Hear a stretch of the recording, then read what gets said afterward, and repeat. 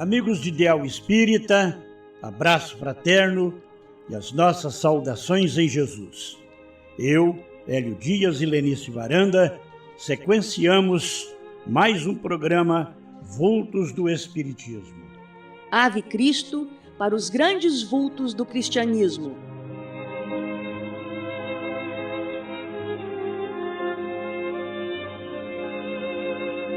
Biografia Hugo Gonçalves, uma série da vida e obra de Hugo Gonçalves em capítulos semanais. Capítulo 8, Obras Assistenciais do Paizinho de Cambé.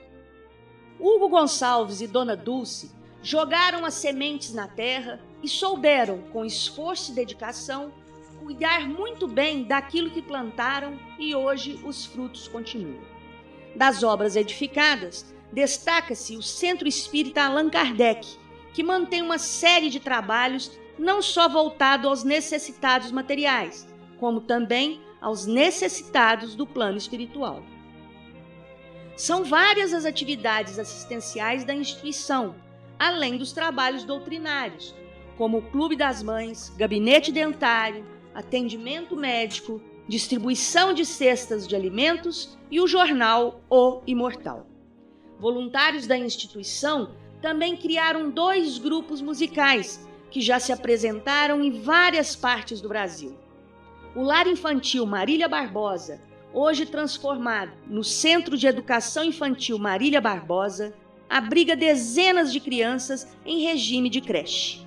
O Sr. Hugo Gonçalves desempenhou até o fim de sua vida as funções de diretor dessa entidade, cuja proposta pedagógica é abrigar crianças até a idade de 6 anos, contando atualmente com uma competente equipe de profissionais de educação, estando a coordenação pedagógica a cargo da professora Dulcene Gonçalves. Vamos ouvi-la. É um trabalho onde nós priorizamos os sentimentos, despertamos os sentimentos nas crianças. A parte pedagógica, ela vem para complementar, faz parte da vida, né? Mas o fundamental é trabalhar e despertar os sentimentos em cada criança e ajudar nas necessidades que elas têm, que trazem até nós. Outra importante unidade de atendimento educacional de Cambé é a Oficina Escola ou Oficina de Expressão Hugo Gonçalves. A benemérita instituição educacional tem na sua direção a professora Sandra Regina Bordini e como coordenadora da Oficina de Expressão a professora Adriana Eli Alves Fávora. E são elas que aqui comparecem para falar do trabalho que a instituição realiza na formação e educação das crianças da comunidade cambeense, onde elas participam de atividades lúdicas, brincadeiras, jogos, se ocupando e trabalhando com coisas que concorrerão para a sua formação moral. Então, a escola oficina, inaugurada em 1992, ela leva o nome do seu Hugo Gonçalves, e devido a algumas mudanças que foram ocorrendo para que a gente pudesse se atualizar também, então mudou-se a nomenclatura, ficando Oficina de Expressão Hugo Gonçalves. Atendemos hoje 220, entre 6 e 14 anos, e eles frequentam aqui período alternado do ensino fundamental. Atendemos também 37 bairros, que estão aqui no nosso município, ao nosso redor. Então a criança chega aqui de manhã, ela entra, tem o café da manhã, vai para as oficinas, 11 horas eles vão para o refeitório, tem o almoço e vão para as casas. No turno da tarde é ao contrário, eles chegam, almoçam, vão para o refeitório, almoçam, vão para as oficinas, depois tem o lanche da tarde e vão para suas residências no período da tarde. Ao invés de eles estarem nas ruas aprendendo que... Na rua a gente sabe que aprende muita coisa que não é boa. Então aqui eles vão estar aprendendo atividades lúdicas, brincadeiras, jogos. Então eles estão se ocupando, eles estão trabalhando com coisas para ocupar a mente deles, coisas assim que pro dia a dia deles vão levar para a vida toda deles. Eu já tive muita oportunidade de estar junto com o seu Hugo, O seu Hugo é uma pessoa que transmite uma paz muito grande. Então, todas as vezes que eu estive com ele, todas as vezes que ele teve a oportunidade de estar aqui com as crianças, ele teve vezes que ele chegou, que nós já tivemos algumas homenagens com ele, que estava muito bagunça, muita agitação, né? Criança agita onde está muita gente, né? E ele foi chegando, aquele jeitinho manso, carinhoso dele, né? As crianças foram ficando quietas, ele já não tinha tanta, assim, energia para falar, né? Mas, assim, a figura dele transmite uma energia muito boa. E as crianças foram ficando quietinha, tranquilo, e ele falou, deu a mensagem dele, foi aplaudido, então a gente vê isso, né? E recentemente, no aniversário dele, nós fizemos uma cesta bonita com cartão e fomos até lá entregar pessoalmente para ele. E esperamos o jeitinho dele, que ele levantou, tomou o cafezinho dele, né? E aí ele nos recebeu muito bem, sempre falando da Dona Dulce, né? Com um carinho muito grande. E eu lembro que eu perguntei assim para ele, que isso me marcou muito. Seu Hugo, sempre que eu vejo o senhor está sempre bem disposto, bem-humorado, né? O que é que faz, né? Ensina pra gente, né? E ele falou, brinca comigo, que eu sempre falo isso pras minhas crianças aqui. Não bebo, não fumo e não falo mal da vida de ninguém, né? Então eu falo assim, isso é muito bonito da gente ver, porque é uma pessoa que transmite isso. Não é só os gestos dele, a gente sente isso, né? Então eu falo que é uma sabedoria, né? Muito grande. O albergue noturno foi ideia de Luiz Piscinin e cuja direção foi passada a Hugo Gonçalves juntamente com o lar. Funcionou desde 1942 até a década de 70, sendo desativado em razão da paulatina ausência de usuários.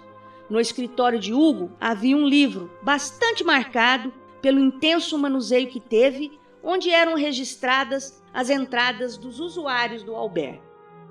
Na última folha utilizada, consta a entrada de Laudelina Cândida Talara, que recebeu o número 46.233. Esse teria sido o número de pessoas registradas atendidas no albergue noturno fundado por Luiz Piscinin e carinhosamente mantido por Hugo Gonçalves até o último dia de funcionamento.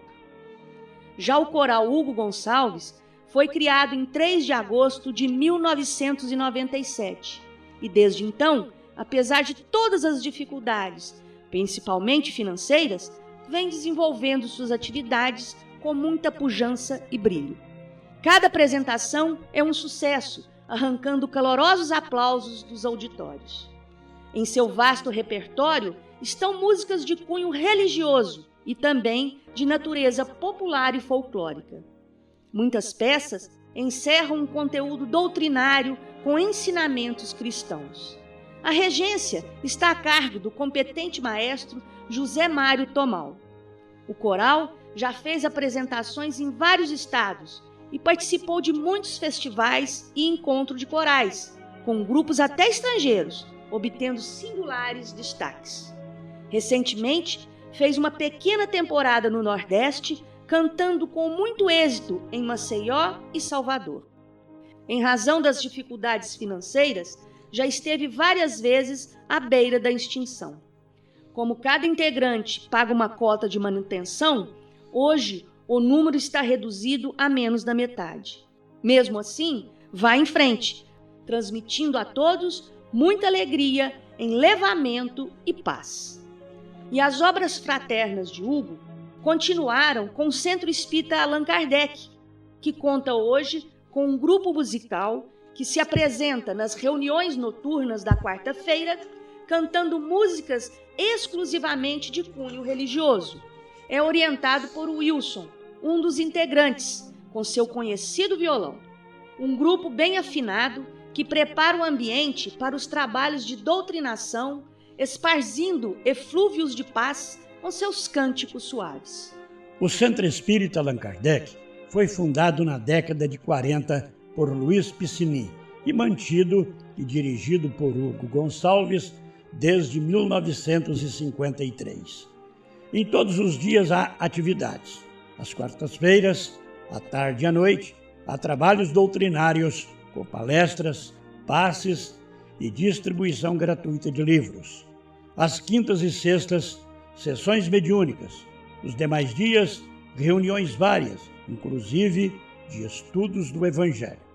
A afluência de adeptos é muito grande O auditório tem capacidade para umas 200 pessoas. Certa vez, Luiz Gonzaga, o famoso rei do Baião, esteve em Londrina para um show. Hugo Gonçalves não deixou por menos. Depois da apresentação, lhe falou sobre as crianças que mantinha no lar e que elas gostariam muito de ouvi-lo. No dia seguinte, Lua deu um magnífico show no Salão do Centro. Hugo fazia expediente ali todos os dias, como se fosse um devotado e assíduo funcionário.